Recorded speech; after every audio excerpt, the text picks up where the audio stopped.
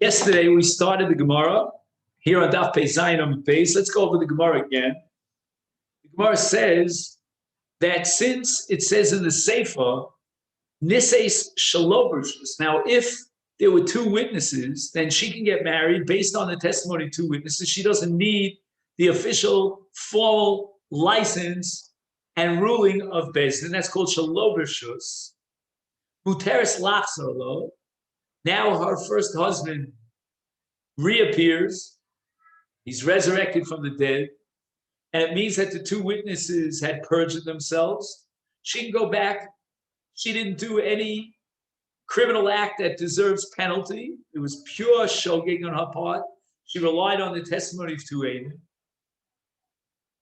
Says the Gemara, if the Sefer is talking about a case of Nisei Shalobrishus Beis Din, Ela B'Eidim, then Michlal, we can deduce that the Reisha is talking about a case of Brishus Beis Din, meaning that she had no license to get married,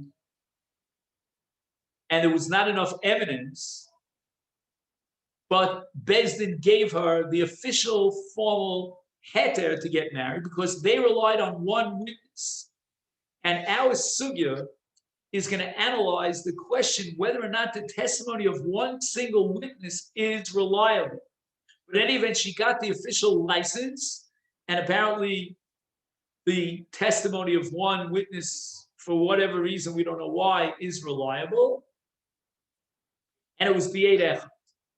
And that proves that Eid Echad is believed. So the Gemara asks, Minola. But first, the Gemara wants to prove that Eid Echad is believed, and the Gemara quotes two proofs. One is from the Mishnah later on in Masechet Yevamot. It says, "Huchsaku lios masiyan al pi Eid Echad," that it became a pattern and a common practice that they would rely on the testimony of an Eid mipi Eid, meaning not only are we lacking one witness because he's not around. I'm sorry, not only are we lacking two witnesses, we only have one witness. We don't even have that one witness. We have somebody who's quoting what he heard from one witness. And that could be even Isha Mipi. Isha, one woman, heard from another woman that his husband died, that so-and-so's husband died. Isha Mipi Eben Mipi Shivcha. Alma, we see clearly that Eid Echad Nem Bisur. Neman Lahatir Osa Mi Bailo. Furthermore, Tanan Nami, we have an additional Mishnah in Masechet Krisus. Eid Echad Omer Achalta Chelev. One aid testifies that he ate Chelev. But who Omer Lo Achalta? He denies the claim. I know what I ate, and I ate Shuman and not Chelev. I'm not Chayav a Korban. But Time of the Omer Lo Achalta. It doesn't mean that the Eid Echad is not reliable. He would be reliable, except that a person could only bring a korban if he's open to the fact that he's chayav a korban. Oh, hoda elav, the Torah says. But here, he was makrish the Eid and he denied it. He said, you thought mistakenly I was eating chelev, you're full of it. I was eating shuman. Ha'ishtik. If he didn't contradict the Eid, he was silent. Meheman, we rely on the one single Eid, and based on the testimony of one witness, he will bring a korban chatos. Alma, we see that Eid Echad Meheman. So the Gemara says, I'm not impressed. Why? Midoraisa minola. Can you prove to me that the Torah relies on one aid?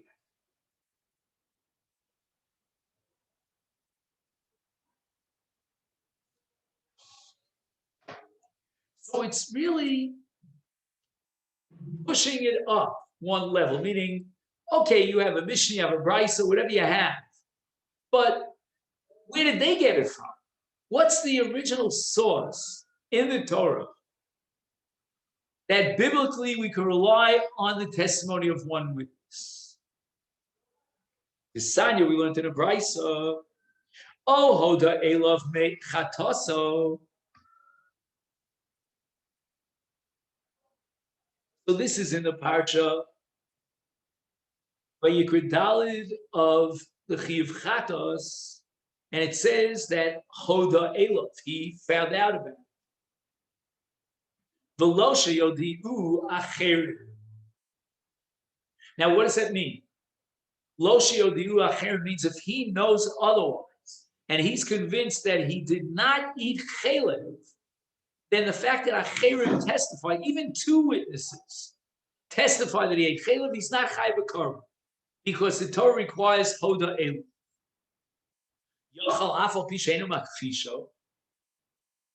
Would you say that he's potter from a korban chatos if the testimony came in and he doesn't contradict the testimony, and still he should be potter? Talmud lomar o hoda elov, and the extra word o is a ribui mikol makom. So basically, we're juggling two scenarios. One scenario tells me he's not chayav a korban, and the other says he is chayav a korban. When it says hoda elov, it means he's not chayav a korban because he's not open to the possibility that he ate chelev. He denies it vehemently. But on the other hand, the O is a ribui to tell me that even though he doesn't know that he's guilty of eating chelev, there is external evidence to that fact, and he'll bring a chatos. Now we have to know, is it a case where there's evidence from one witness or from two witnesses? If it's a case where two witnesses testify, when he is silent, so it's not a violation of Ohoda Elov. He didn't find it out on his own, but he found it out with clear-cut, objective, reliable testimony of two kosher witnesses. Is then Kro Lo? Do I need the Ohoda Elov as a ribui to tell me these chayv achatos? This is real Hoda Elov. Again, it's not Hoda Elov because he knows that he ate chelev. He doesn't recall that he ate chelev, but the two witnesses are reliable, objective evidence that, in fact, he ate chelev. So why do you need a special ribui in the case where there are two witnesses? Ella, Lav, Bechad. We're talking about one witness. And the Torah in the extra word O is coming to be marbe, that as long as it's not against his religion, meaning against his yediyah, he's not contradicting the aid, he's silent, then the Torah is relying on the testimony of one aid to be mechayev him achatos, and we can establish that he ate chelev. If the so-called criminal, I'm talking about a shogeg, but the violator was not makrish yet, he didn't deny it, then we rely on one witness. And this pasuk is going to be the source for the acceptance and the reliability of one witness.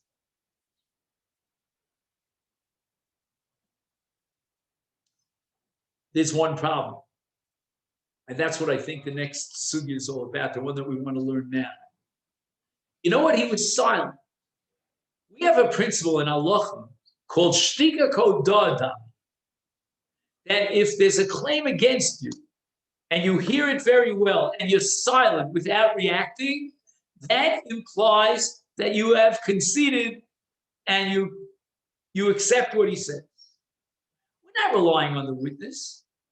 It's not that the Torah vested ne'emanus, which means reliability, to establish that this one single witness is so trustworthy that he becomes objective evidence like two witnesses. No.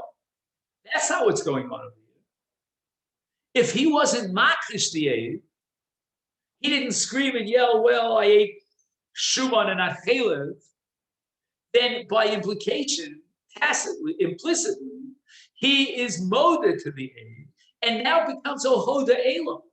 The aid, the witness, is only a backdrop. He is only a condiment to establishing a hodah. And now we say to you, look, you didn't deny it, means you admitted it, and that concession generates a chiyuv korban chatas. So when you say Shema Mina Eid Echad Ne'eman, I don't know. Says, well, how do you know that the reason why it's chayav chatas in O Oda Eila is because we rely on the testimony of one aid? Dilma, let me play the devil's advocate. It's not that we're relying on the aid, we're relying on a different principle called shtika kodah. And we understand from the context that if he didn't contradict the aid, it means he accepted the testimony of the aid. Hence, he admits that he ate chelef, and therefore we force him to bring a korban chatas. In fact, I'm going to try to prove to you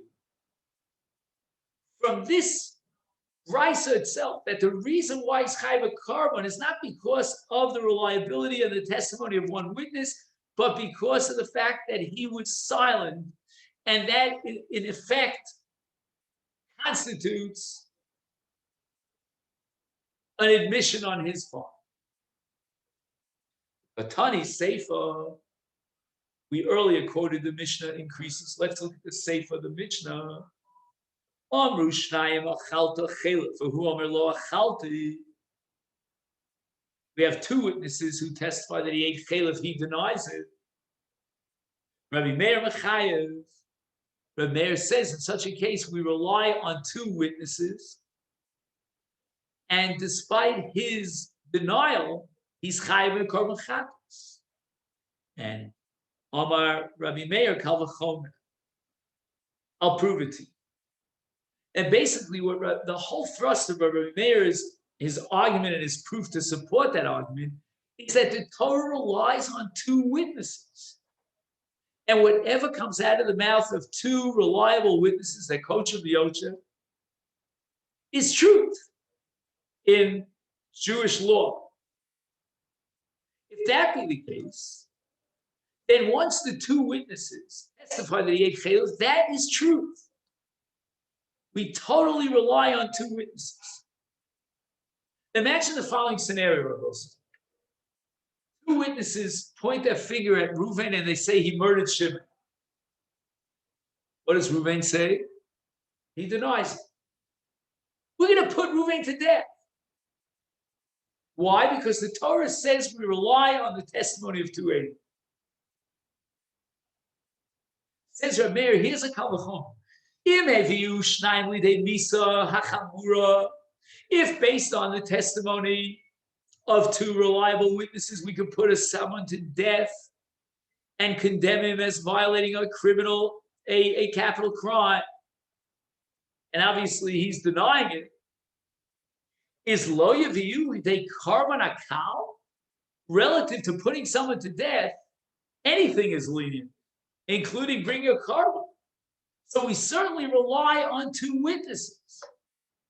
And despite his denial, he will bring a korban. That's the sheet of Rabbi Meir. But only two witnesses, not one. Amru lo, the Chachamim responded to Rabbi Meir, this is not a valid kal v'chomer. Mayim yirtzalom are mezid oyis. Now, I'm not sure exactly what the Gemara means. I'll offer two different approaches. One approach is that there's a power called migu. Migu means that you trust me because even if you have doubts about what I'm saying, I could have said something else and you would have definitely accepted it. So that you don't know whether I'm chayav a korban or not. I'm denying and contradicting two witnesses. I'm denying that I ate chelef. Believe me with a migu, because what's relevant now, the two Eidim are saying I'm a chayav a korban. I can definitely override these two Eidim if I would say mezid oyis. The Eidim can't contradict my inner state of mind, whether I was deliberate or unintentional. I'm going to say I was intentional. And there's no korban for a mezid. So I have within my power to pater myself from a korban. And therefore, believe me when I say I didn't eat chelef. That's one interpretation. The other way is we're not dealing with Migu, but rather this is really what he means. When he denies that he ate chalev, he doesn't mean I didn't eat chalev. He means I didn't eat chalev in a way that I'm chayiv a korban chatas. I ate it b'mezid. So we have a machlokas between Rabbi Meir and the Chachamim in a case where there's a contradiction between two witnesses and the person himself as to whether he ate chalev. The two Eidim say he ate chalev. He denies that he ate chalev. Rabbi Meir says that he's chayiv a korban chatas. The Rabbanim say he's potter because in Yitzalom and Mezid, you see. That's the sefer of this Mishnah in the Masechet Krisos. So the Gemara says the following.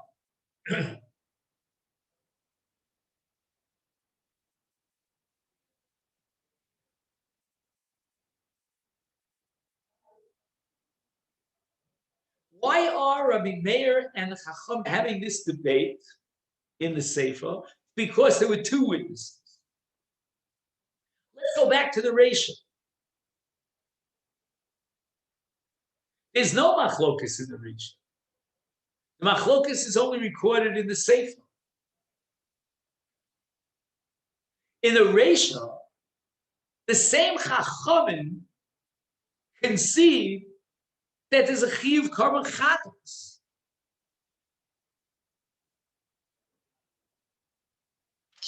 So let's turn now to Daf Peiches.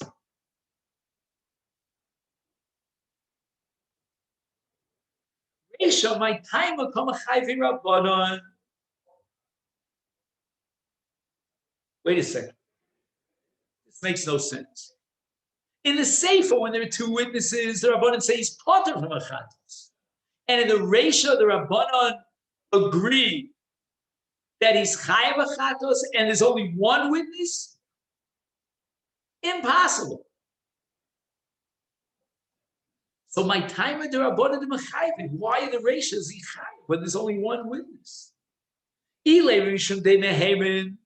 you're going to tell me that we're relying on the trustability of the Eid Echad, for Trey Bialma, if there were two witnesses, Afagav de Komachish Lahu, Inu Mehemne.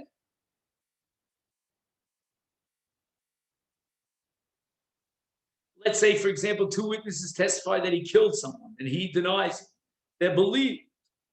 And yet, Kapachet Rabbana, in the case of two witnesses that said he ate chalev, we don't make him chayav a korban. He's potter from a korban. And why is that? Because there's no credibility and no trustworthiness to the two Eidim.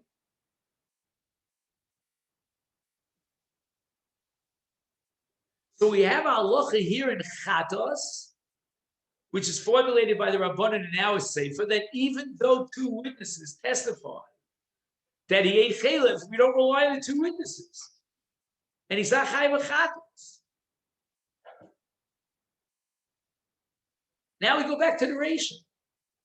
And the Reisha says there's one witness and he is chayav a chatos. How could that be? There's only one possibility. Elalav the ishte. Yishum the ishte.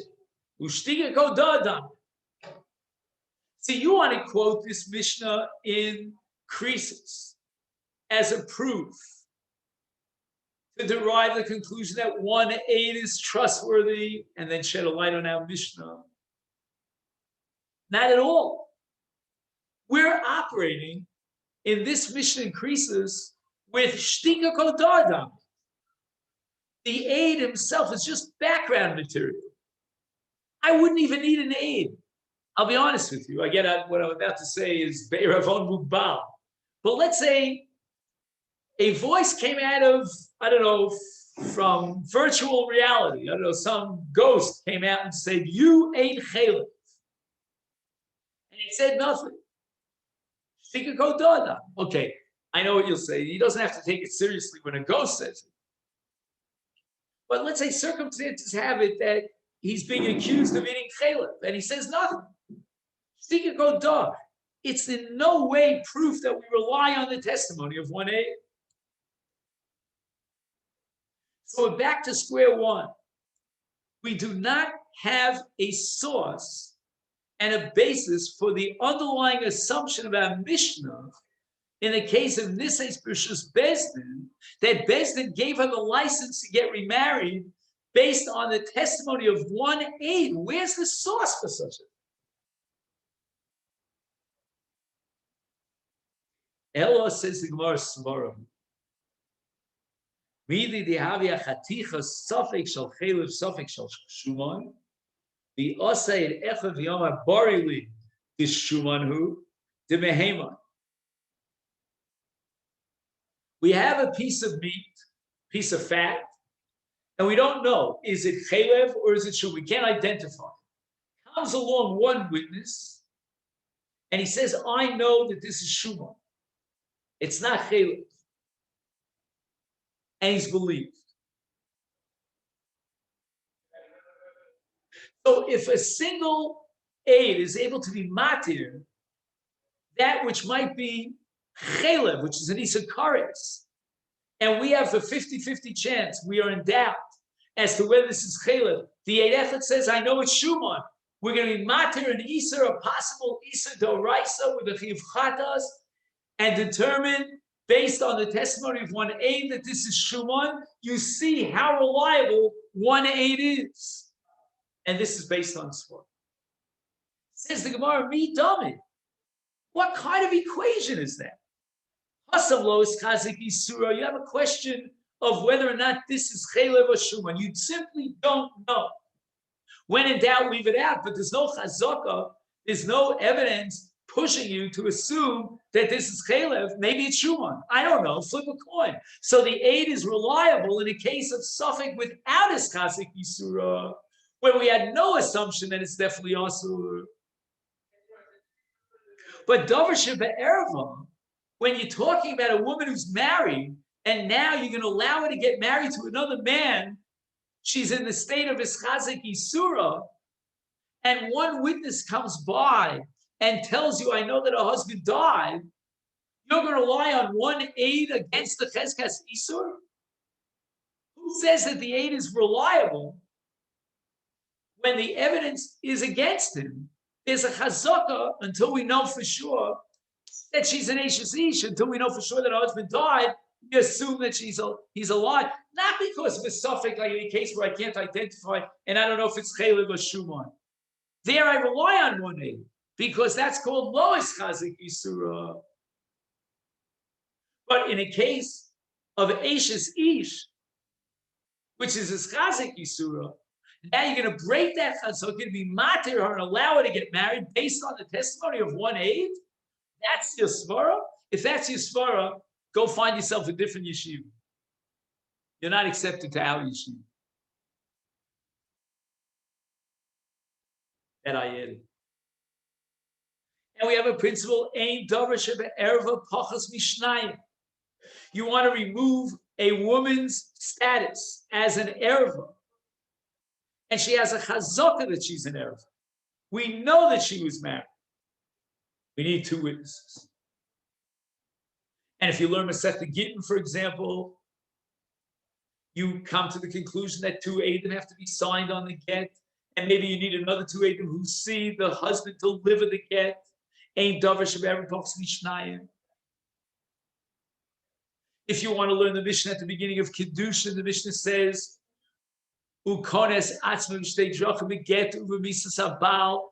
Misas habal, like get, is matir her, but only the way a get is matir, with the testimony of two witnesses. And the Torah relies on two witnesses. Ein davar shebe'erva pachas mishnayim. You can't break up a chazaka of an erva without two witnesses.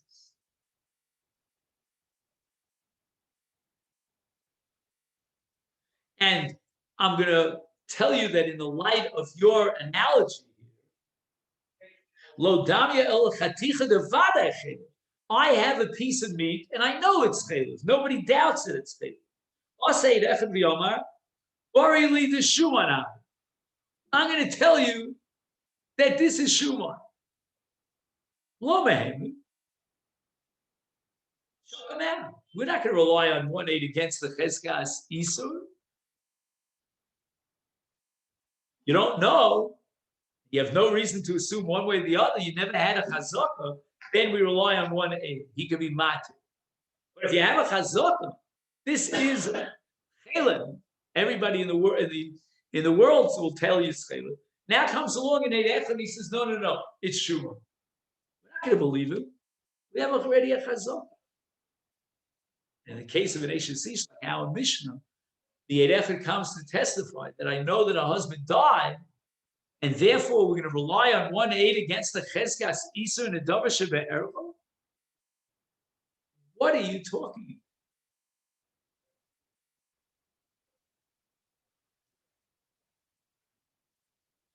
So the Gemara went a little bit too far. You have a case where it's chaylev, and you don't believe the aid. I mean, even if there were 1,000 witnesses who would say that it was Shuman, we wouldn't believe the aid because we know it's chaylev. If you had 1,000 witnesses who said, I'm pointing to the window here, that it's nighttime, we would not believe 1,000 witnesses or 1,000,000 witnesses. We know it's light out. So we have chaylev, and this aid comes along and says, no, it's Shuman. You went a little too far here in your analogy. Got carried away. Be dummy. Even 100 witnesses who come to testimony, lo mehem, we throw them out because we know it's chaylev. But what's the case in our mission? We have a case where we don't know if our husband is alive or dead. If we would have had 2 witnesses to testify that they saw his body, they know he's dead, we would certainly rely on it.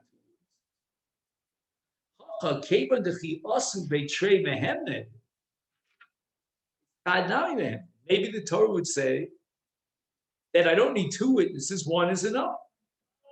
But certainly you don't have any proof. No, we can't rely on 1/8 because in a case where we know it's chaylev and the aid says it's Shuman, we don't rely on the aid. What are you talking about? That has nothing to do with the fact that it's an Eid Echad. Downgrade him because he's an Eid Echad. Had there been 1,000 witnesses, we wouldn't believe him. But here we're talking about a case where our husband is out there. We don't know if he's alive or if he's dead. If 2 witnesses would have come to testify that he's dead, we would certainly give a license and permission to get married. Nervous, we only have 1 witness. Okay, I don't know.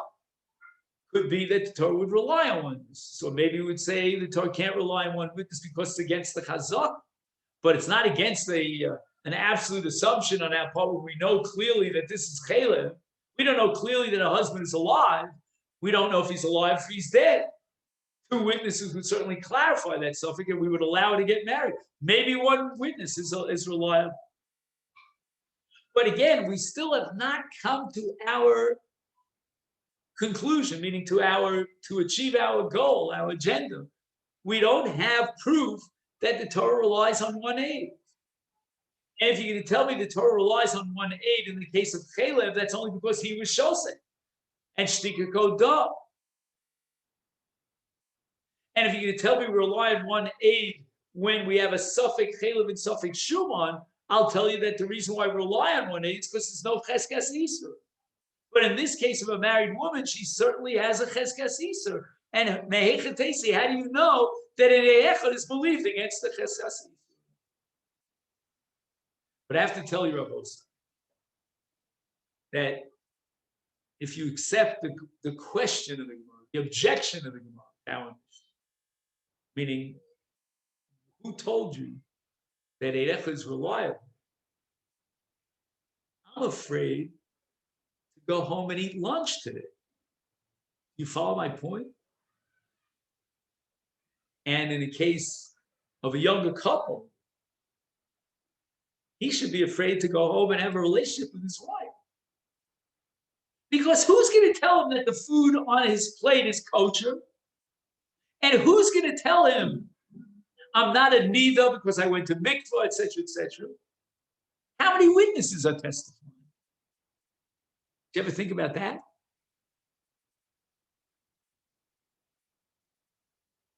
I must have scared Don away. Or maybe it's just a sign. Nice way of reminding me what time it is, because I got carried away. But for sure we rely on 1/8. Every food, until proven innocent, is guilty. Everything has a cheskas isa. Until I know it was shechted properly. Who's going to tell me he shechted it properly? 1/8. I don't require 2 witnesses. A woman's in need, though. We know she's in need. She has a cheskas isa.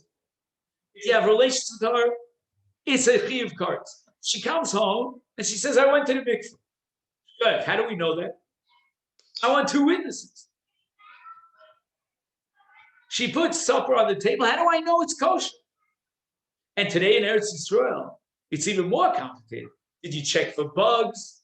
Were you mafresh shumas and meisers? Maybe it's tevel. Maybe it's toloim. I can raise 1,001 questions. So the answer is we rely on the testimony of 1/8, even against the cheskas isa. So that, Amir Hashem, will be our next project, Bli Neder, on Yom Rishon. So I'm hoping that you're getting as excited as I am about this parak, because these are like really fundamental sugyas that have tremendous repercussions. All right, take this opportunity to wish you all a great Shabbos.